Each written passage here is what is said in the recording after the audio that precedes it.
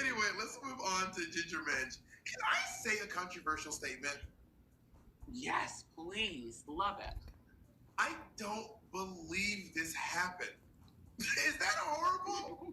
Why is that controversial? It's your opinion, and it definitely didn't happen. Complete lies. Complete lies. This is not real. Like, None of that happened. No. She saw the red shoes backstage, and she goes, all right, I can concoct a story about that with those shoes.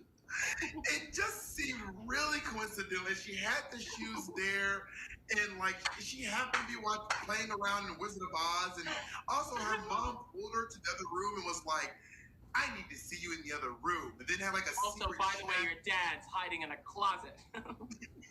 It's like, what?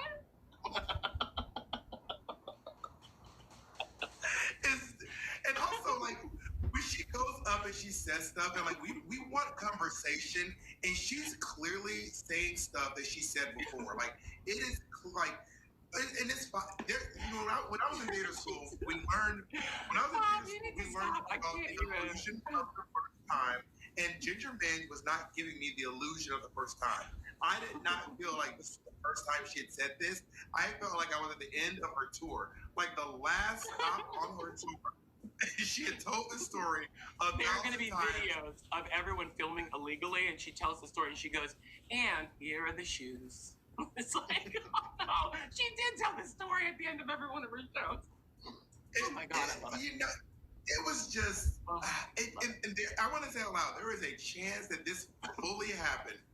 But as an audience member watching it, I was having a hard time believing. But did it really need to be some true, real story? I mean, I would, if I told a story, I always exaggerate things to the point where, like, the fundamental story is still real. However, to tell a good story, you have to exaggerate certain things. You have to stretch them out. You have to make it more interesting, and then come to a point at the end anyway. And I think she did that. She is very Broadway. You know, the story doesn't have to be true, but I have to believe it's true. That's the important part. Now you're just getting personal. Getting personal.